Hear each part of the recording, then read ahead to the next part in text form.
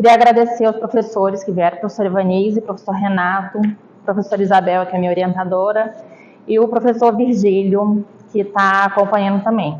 Eu vou falar sobre o artigo que eu fiz, foi para falar sobre os tipos de guarda, e como no nosso ordenamento jurídico, e como ela pode influenciar de maneira positiva ou negativa na vida do menor. Aí não vai passar.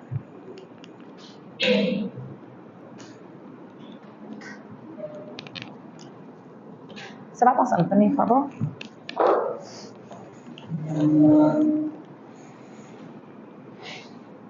Pode bater mais uma vez. Tem que ir batendo sempre, porque ele...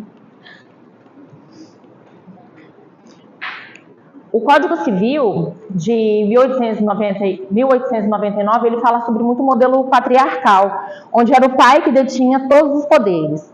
Então, independente de quem tivesse dado causa à separação, o pai sempre teria razão, então ele sempre deteria a guarda dos filhos. Em 77, uma emenda constitucional, ela introduziu o divórcio no ordenamento jurídico.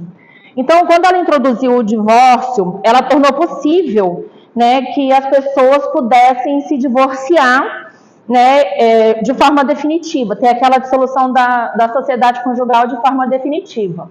O que levou, então, à lei do divórcio, a lei 6.515 de 77. Então, ela previa o divórcio direto e da sociedade conjugal, né? Só que nesse caso, os filhos, eles ficariam com o pai, eles ficariam com quem tinha dado causa à dissolução do casamento.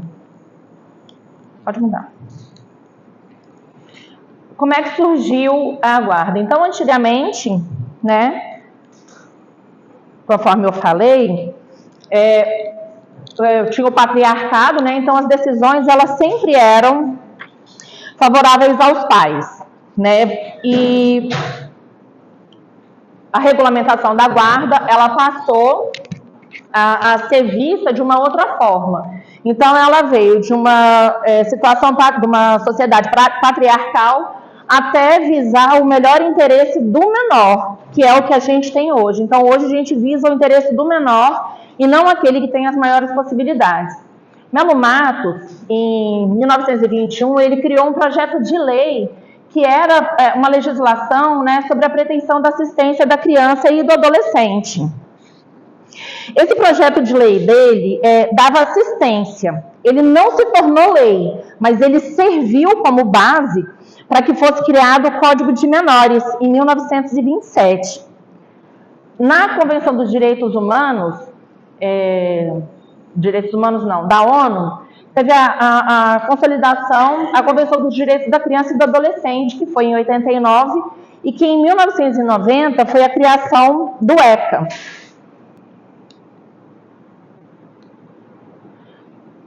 O ECA, ele surgiu então em 1990 e ele revogou o Código de Menores que havia sido feito e estabeleceu um novo paradigma para a proteção das crianças, né, do direito da criança e do adolescente, reconhecendo eles como detentores de direitos e deveres também. Embora o nosso código não tivesse até então uma regulamentação específica para a guarda, o juízo sempre trazia preferencialmente a guarda compartilhada, para que pudesse haver o maior envolvimento dos pais, mesmo após o divórcio. Em 2008, então, foi vista a necessidade de regulamentar. Então, a guarda ficava inicialmente, era preferencial a compartilhada, mas não era obrigatória, então poderia se optar por ser unilateral. Já a partir de 2008, ela passou a ser obrigatória. Então, num divórcio hoje, a guarda compartilhada ela é obrigatória. E aí, para ela ser unilateral, tem que existir uma comprovação, ou um dos genitores não tem interesse no compartilhamento de guardas, ou então tem alguma situação que comprove que não é o melhor interesse do menor esse compartilhamento de guarda. Então, ela passa a vigorar como uma regra, e quando existe a solicitação de uma das partes para que seja unilateral, o magistrado ele vai julgar todas as situações para ver se aquilo atende o interesse do menor ou não atende o interesse do menor. Em 2023, ano passado, foi criada na lei houve uma regra na lei da guarda compartilhada, que é para proteger a criança contra a violência doméstica. Porque muitas vezes a mãe sofria violência doméstica, existia separação, dentro dessa separação o pai agredia a mãe, e aí tinha um entendimento que aquilo não afetaria a criança. E às vezes o pai, para se vingar da mãe, ele acabava descontando aquele sentimento ruim na criança e matava, ou judiava, ou espancava. Então hoje, a partir dessa lei, quando houver incidência, ou houver elementos que demonstrem um tipo de violência doméstica, a guarda ela não é compartilhada, ela vai ser uma guarda unilateral. O que é o melhor interesse do menor? O artigo 3º da Convenção dos Direitos do Direito da Criança, todas as decisões que são tomadas a respeito da criança tem que ver se aquilo vai ser benéfico para ela. Então, a criança ela é tida como o ponto principal para saber se vai atender a ela ou não. Os pais têm a principal responsabilidade pelo bem-estar dos filhos, mas em algumas situações o Estado pode intervir, no caso do divórcio, por exemplo. Então o Estado ele vai definir o tipo de guarda que vai ser. No caso de adoção, o Estado tem que intervir para poder ver qual é a melhor guarda, se vai para adoção ou se não vai. E no caso de violência contra a criança, então o Estado também vai intervir para poder decidir.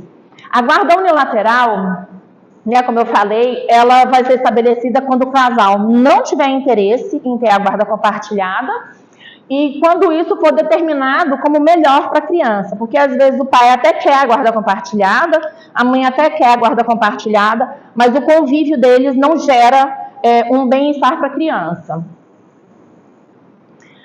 Dentro do nosso ordenamento jurídico, nós temos 3 tipos, 2 tipos. Que é a guarda unilateral, A guarda ela é um direito dos pais e ela é um dever. No artigo 1583, nós temos 2 partes. Na primeira parte, ele fala sobre a guarda unilateral, que é aquela guarda atribuída a um único genitor. Então, esse genitor ele vai ter tomar todas as decisões com relação à criança, sem precisar comunicar o pai, comunicar o outro genitor sobre as decisões que ele está tomando. E a guarda compartilhada, ela não é aquela guarda que a criança passa um tempo lá e um tempo cá. A guarda compartilhada ela é a tomada de decisões. Então, todas as decisões têm que ser tomadas em conjunto. A gente tem o ato de achar que a guarda compartilhada vai ficar lá e cá, que o pai também tem que levar, também tem que buscar. Ele precisa ter esse convívio, mas nas tomadas de decisões, porque é melhor para a criança, ele tem que ser consultado. Se ele quer algum benefício para a criança, ele tem que consultar a mãe, se ele pode fazer aquilo. Eles têm que ter em conjunto. E a que não é expressa no nosso ordenamento jurídico, que hoje em dia algumas pessoas praticam, é a alternada. Então, a criança passa um período na casa de um genitor e depois passa o outro período na casa do outro genitor. Então, a guarda unilateral, ela está na primeira parte do artigo 1583. E ela é exclusiva de um dos genitores. A responsabilidade é exclusiva daquele genitor que detém a guarda. O genitor que não detém a guarda, ele tem o direito de convivência com a criança, ele tem o direito de fiscalizar o outro genitor, se ele está educando corretamente, se ele está conduzindo, cuidando da saúde, ele tem esse direito e ele tem a obrigação de prestar as verbas alimentares. Então, o genitor que não detém a guarda, ele tem a obrigação de prestar as verbas alimentares. Essas verbas, elas podem ser acordadas entre os 2 genitores ou, se eles não chegarem num acordo, elas são estipuladas em juízo. A guarda compartilhada, ela já está na segunda parte do artigo 1583. A responsabilização, ela é conjunta dos direitos e o exercício de direitos e deveres do pai e da mãe que não vivam sobre o mesmo teto. Então, desaparece o casal conjugal e aparece o casal parental, que é aquele que tem que decidir o que é melhor para os filhos, para o filho ou para os filhos que eles venham a ter, de forma harmônica. Tem que existir harmonia entre os dois para que eles possam resolver. Embora a guarda seja compartilhada, a criança ela tem uma residência fixa, que é a residência de referência dela. Então, se o genitor mora em outra cidade, a guarda de referência é onde mora a criança. Porque a criança ela precisa, principalmente nos primeiros anos de vida, ter uma noção do que é um lar de referência. A guarda em residência alternada. Ela é uma criação doutrinária. Ela é uma criação doutrinária. Ela não existe no Código Civil. A criança alterna os períodos de residência entre os pais, vivendo um tempo com o pai e depois outro tempo com o pai. No período que ela está na casa de um genitor, ele toma todas as decisões referentes àquele período. E quando está no outro genitor, ele toma todas as decisões referentes. Ele não tem necessidade de consultar o outro genitor do que ele vai fazer ou não. Então, cada genitor exerce a guarda de forma exclusiva. Então, a conclusão. As três modalidades que existem, duas no nosso ordenamento jurídico e uma de jurisprudência, é a unilateral, a compartilhada e a alternada.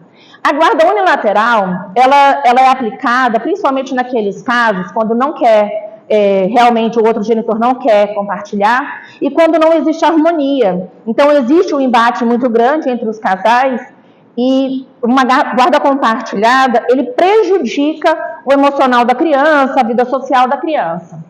A guarda compartilhada, ela é hoje obrigatória no nosso ordenamento jurídico, mas se houver um pedido de unilateral, vai ser analisado os casos, os fatos que levam a esse pedido. E a guarda alternada. O Tribunal de Minas Gerais ele já se posicionou contra esse tipo de guarda, exatamente por tirar do menor essa referência que ele precisa ter do que é um lar de referência. São as características distintas e oferecem vantagens e desafios, dependendo das circunstâncias familiares e das necessidades específicas. Então, é necessário que exista uma harmonia entre o casal, para que eles possam chegar num acordo sempre visando o melhor para a criança, né? E não o que é melhor para eles. E a comunicação é essencial que exista para que o menor possa crescer de forma justa, de uma forma harmoniosa, junto com o pai e com a mãe presente na sua vida.